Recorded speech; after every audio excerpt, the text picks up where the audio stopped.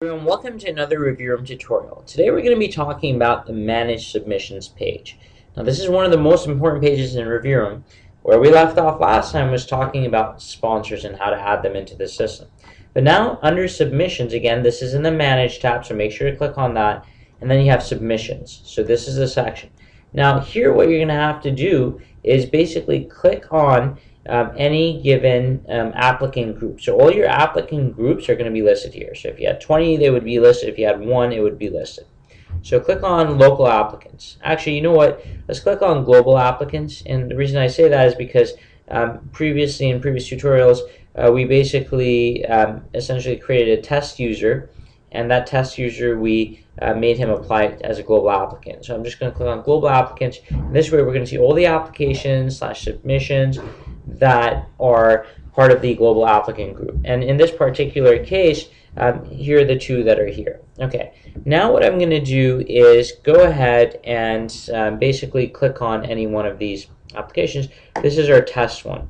So if I click on this application, what you're going to see is I'm going to have the ability as the administrator, as the super duper super user, to be able to modify absolutely anything. Now you'll notice that this submission is actually already submitted. And even though it's submitted, I can still go in and make changes. Now the applicant can't do that, but I can still do that because I am the administrator.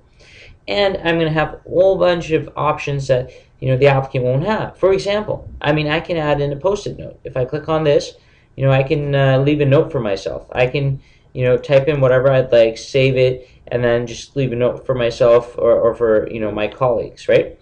So that's pretty cool in terms of what you can do. You can see the what the user has submitted, modify anything, add logo for them, view their rankings, anything. All right. So now let's click back for a second. Now when I click back, I'm going to see my screen again, and we're going to see the Manage Applicant screen. So now you can click on any one of these applications listed, and you can see the contents and do all those modifications. But let's talk about this table for a second. Now this table is pretty cool because it gives you all this information. Now what is this information? So there's a round, so this is the round, stage, bucket. We use all those terms interchangeably. So this is going to specify which round this person is in. Now the next one is a group. Obviously everyone's going to be global applicants because we are in the Manage Global Applicants page. Okay, now the applicant's name, their status, if they've submitted or not, and there's actually a submitted column, and the date that they first applied and the date that they actually submitted their application. This one is NA, or not available, because this application has not been submitted. If you see, it says no, and then under date submitted. And now this is the most interesting part, because you see these things tell us about yourself, upload your resume, so on and so forth. Now these are actually tasks for these particular applicants. So this check mark means that this person has actually completed this particular task, whereas this other submission hasn't completed that task. That's why there's a red X.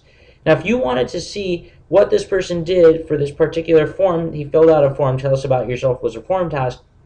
If I click on it, what's going to happen is I'm going to get a new page, and it's going to use your nice document viewer, and the document viewer is going to show us the contents of that form. It's actually a PDF, and we're going to view it. So in other words, the form's content was actually transformed into a PDF, available for viewing, and make it 100% or 120%, and I can view this material online, and that's really great. And I can go from page to page. So I'm going to click on Back to Submission.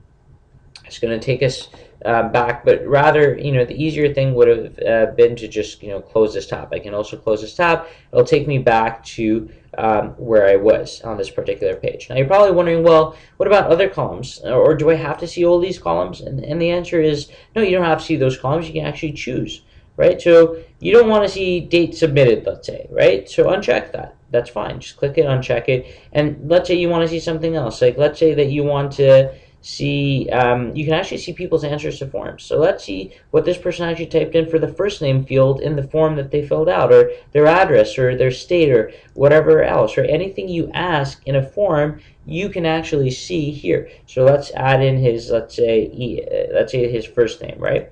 So let's see whatever was typed in. Now this person didn't complete the form, so he has nothing there, but the first person did complete the form, so he does have something there, and that's what he put in. Okay, so that's it for part 1. There is a part 2. Make sure to watch that, learn about managing applicants.